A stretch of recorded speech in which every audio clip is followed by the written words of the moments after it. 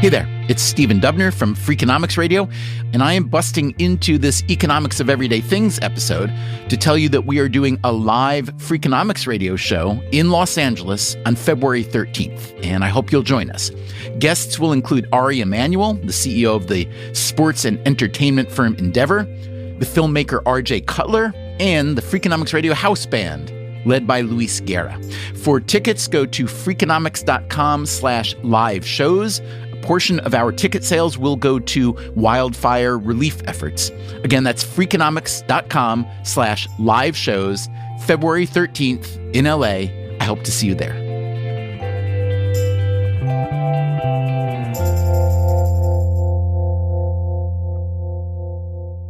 Every fall, kids across America take part in a strange ritual. In the middle of a school day, they're corralled into a gym or cafeteria, organized into lines, and photographed one by one. This is done by a for-profit photography firm that charges top dollar for 8x10s and wallet-sized prints. For the parents of these kids, it's an annual tradition.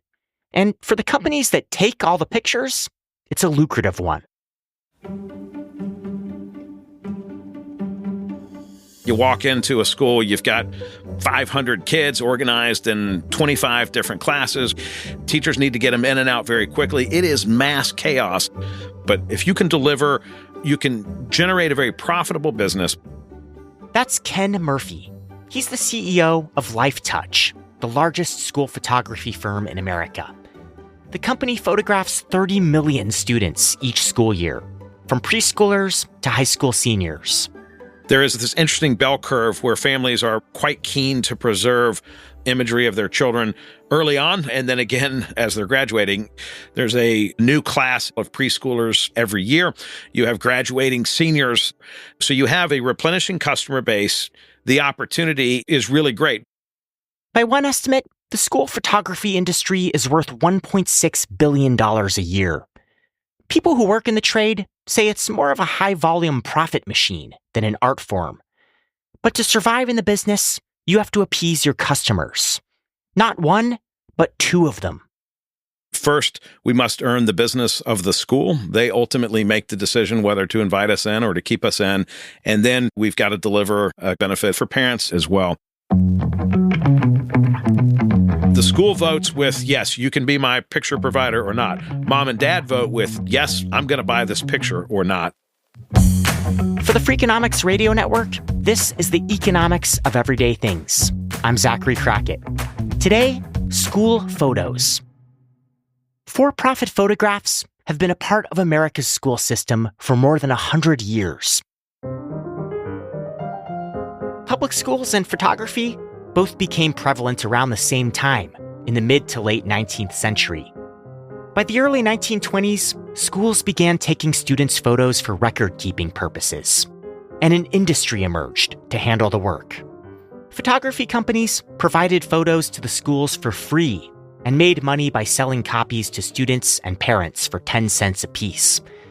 Dozens of other companies would later form to serve regional markets around the country, and one of them came to dominate the industry: National School Studios, later renamed Lifetouch.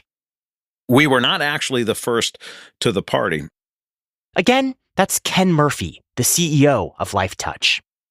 Our company was founded in 1936 by a couple of traveling salesmen who had an opportunity to work for a much smaller regional school photography business in the Midwest. And as those two saw that business, they had the thought to start their own thing. Over the ensuing decades, Lifetouch rose to national prominence. They did this partly by developing special technology, like a camera that automatically printed data on a negative, linking it to the student being photographed. Until then, photographers had to manually keep track of which shot depicted which student. That invention was one of the really breakthrough moments for Lifetouch because it now could go at great speed. It could churn these images out. Today, Lifetouch contracts with around 50,000 schools and child care centers across the country. It controls somewhere between 1/3 and half of the entire market. That business is so valuable that a few years ago, the internet-based photography company Shutterfly purchased Lifetouch for $825 million. Although there are still hundreds of regional school photography companies in operation, Lifetouch is the only one with a robust national presence. It's acquired more than 250 smaller firms over the years and has often been called a monopoly. Yeah, I'd probably shy away from the monopoly word, but I do take a ton of pride that Lifetouch categorically and irrefutably is the market leader. The next largest competitor probably is 5, 6, maybe 7,000 schools. The school photo market encompasses many different products. There are yearbook photos, commencement photos, sports photos, preschool photos, senior portraits, and spring photography, where students can do silly freeform poses. But Lifetouch gets the bulk of its business, around 50%, from fall picture day. Think those formulaic sheets of awkward teenage headshots buried somewhere in a box in your attic. When folks think about fall picture day, it's largely your child every year in a similar image. It presents for families the opportunity to look back and see the evolution, the growth of their child. Ultimately, it's schools and districts who choose which photography providers to entrust with this tradition. And earning that business isn't so simple. Lifetouch has account managers all over the country that build relationships with school officials. Every deal looks a little different, depending on who's calling the shots. In some instances, it's a principal. In some, it might be a school secretary. In some, it might be the yearbook administrator or advisor. And some, it might be the sports or the athletic director. And that's just for schools that make their own independent decision.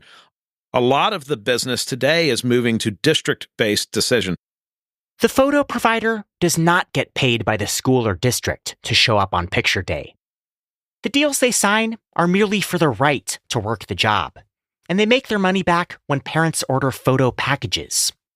Oftentimes, to win business, Lifetouch will promise to pay the school or district a kickback on its sales. Some may say, I want a percentage of every photograph that your parents purchase. There are some regions where it's an expectation. We'll cut the school a check at the end of the school year. Commissions paid back to the school or district can range anywhere from 15% to 50%. In other cases, it's a flat fee, like $2 or $3 per package ordered. Some schools have a guaranteed minimum commission and even receive signing bonuses for working with Lifetouch. These fees are baked into the prices that the company charges parents. On the surface, it's a bit risky to commit to provide an expensive service for free and hope that revenue is made back down the line. So much of our cost structure is front-loaded. All of the camera equipment, all of the photography, labor, you take everyone's picture, and then you're hoping that enough families will decide to purchase that. If we don't do a good job, we're not going to get paid because ultimately customers get to vote with their wallet whether they want to participate this year. Before each photo day, parents receive order forms and have the option to buy photos ahead of the shoot. But some portion of the revenue also has to be made on the parents who commit to buy after the photos are already taken. Murphy says that to break even on a photo shoot, Lifetouch generally looks for a school with at least 200 students per photographer. The company also needs around 30% of parents to buy a photo package, with an average order of $25. That's enough to cover the cost of labor, transportation, equipment, printing, and shipping. Most schools meet these criteria. We have smaller schools where a single program is sub $2,000 in total packages, all the way up to some schools that would be, 6 figures. But Murphy says Lifetouch sometimes takes a loss on a job. It happens every year. Across 50,000 schools and childcare centers, you're going to have some schools where you had a bad day. There was something wrong with the equipment, or you had photographers that hadn't been trained well, or they were more focused on just getting people through the line and, not stopping to try to encourage a smile or a more natural picture. And there are some schools where there are not enough students families participating, where on an individual school basis, we know that we'll lose money. But if they're part of a district and the district's, 88 schools, you got to have the ones that we know are going to be prolific and those who aren't as well. Most of the time, though, Lifetouch is able to make a substantial profit on a shoot, partly because its photo packages aren't cheap. Lifetouch offers all kinds of packages, various combinations of 8x10s, 5x7s, and miniature wallet prints. Prices can vary by school or district, but most packages fall somewhere between $15 and $100. And the company takes the design and pricing very seriously. We've got a team of data scientists looking at purchasing behavior, propensity to buy, how folks work up and down what we call the package ladder. We know if a family participates in year one, but not in year two, we can go back and see perhaps why they didn't. We know if a family participates in 2 consecutive or 3 consecutive years, but their buying behavior within the purchase decision is different, that also informs if we've got an opportunity to tighten pricing or to expand the offering. These decisions are all made by Lifetouch at its corporate headquarters in Eden Prairie, Minnesota. But the real work happens out in the field, where photographers have to wrangle unruly children into gyms and capture a saleable product. The period starts, you've got 300 kids that flow in. It's like clock ticking, right? You got 45 minutes to get these kids out of here. That's coming up.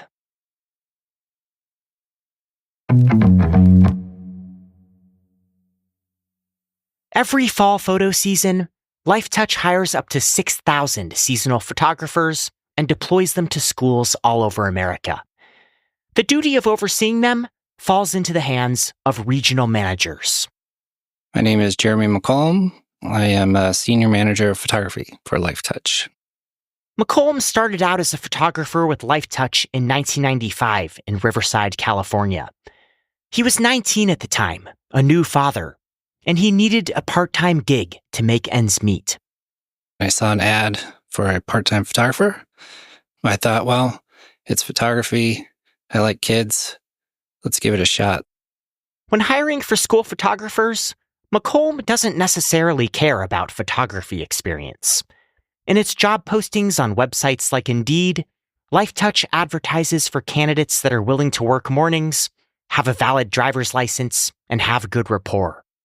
We actually advertise for customer service. I just want somebody that enjoys kids, can make kids smile, and then I can teach them the photography stuff. The photographers the company hires are part-time workers, paid an hourly wage, usually somewhere between $15 and $20 per hour. They're given 6 cases full of Lifetouch equipment: a camera, a lighting kit, a background screen, a reflector, and stands. And they shadow another photographer for a few days before going out on the job. For a school photographer, the day tends to start early. You're up out the door at 5:15, probably driving an hour on average to your school. And then it's looking for the custodian, which usually involves walking around the campus, knocking on windows. We get there an hour ahead of time. We'll unload our gear. Takes about an hour, get everything dialed in and get the schedule from the school. And then the kids start rolling in. Depending on the size of a school, Lifetouch may send out multiple photographers for each job. That's partly because schools tend to be strict about their time allowance for a photo shoot. Once the students are on site, photographers have to move very quickly. Typically, you're photographing during a period of time. So say English class, PE class. So you're there for the duration. And that's just waves of kids. In most cases, you'll photograph maybe 200, 250 kids a day with a good schedule. It's fairly easy to execute if you got them flowing and you just can get them in their spot and make sure they look good. Sometimes with the younger kids, flowing can be a literal description. I've obviously dealt with all the things you would assume. They pee on your posing stool and... Oh, God. Yeah, a lot of throw up. In cases where there's an irredeemable accident, or where a kid just can't sit still, a photographer might take a pass on the photo. Usually, there's a scheduled makeup day where kids can get a do-over. But in general, McColm says kindergartners are easier to deal with than middle schoolers. As we get into kindergarten, they're just eager and precious as all can be. So they're pretty easy. Just smile at them. They'll smile back at you. And that's pretty much the case up through 3rd grade, 4th grade. When you get into 5th grade through 8th grade, that's kind of that awkward age where you have to be a little bit more creative on how you might get them to smile. Are they trying to be a tough guy? Where you're trying to help them out. Okay, is that really what you want to look like? Let's try it again. For school photos that are taken in the fall, there's a certain pose that McColm and his staff members try to coax out of students. We call it a head and shoulders picture, right? It's pretty simple. It's put the hands here, forward lean, nice expression, make sure the details are nice, put the head in the box, and we're in business. Getting 200 heads perfectly placed in a frame is harder than it sounds. If you flip through an old yearbook, you're bound to see at least one photo where a kid's head looks way bigger than those of his peers. That dreaded big head effect. Today, the cameras that Lifetouch uses are loaded with software to prevent this from happening. Oh yeah, nobody wants to be that kid in the yearbook. We have automated face finding that does auto head sizing, basically. It'll find your eyes, chin, and forehead, and then basically place each kid at the same spot. But the tech isn't perfect. The one caveat is hair. You can't predict how high the hair is. So we do have a high hair algorithm that'll place that hair in a reasonable spot. A photographer might take multiple photos of every student to get the right shot. But after each student, they select the best one and upload it to a centralized cloud system on the spot. So as we're photographing, those images are basically going into our lab. Once photos are finalized, they're printed out at regional labs across the country and shipped out for delivery. While tech has made the school photo business more efficient, it's also introduced a threat. In some ways, the industry's biggest nemesis is the cell phone. Parents now have hundreds of photos of their children on their devices. And Ken Murphy, the CEO of Lifetouch, says that some of them are deciding they prefer their own work over that of the school photographer. I think you would be naive not to think that that's a seismic shift in the reality of the landscape. 20 years ago, it would be quite characteristic for 3 out of 4 families to participate in school picture day. There are less that will do that today. But Murphy says he thinks his line of work is still safe. Perhaps more than ever. Because in his eyes, the school photo is more than just another shot in your phone. I got 1 million pictures of my 5 kids in my phone, in my pocket. What's the big deal of school photography? There is something about the tradition. There is something about the heritage. There's something about being able to see Nolan Murphy as a preschooler, as a kindergartner, as a 3rd grader, as a 7th grader, as a high school senior. The chaos of running down to the gym, you got calyx sticking up, you spilled breakfast on. It is chaos, to be sure. But to be able to capture that one moment in time that you can then go back and look at your child's development and growth through the years is really remarkable. For the Economics of Everyday Things, I'm Zachary Crockett. This episode was produced by me and Sarah Lilly and mixed by Jeremy Johnston. We had help from Daniel Moritz-Rapson.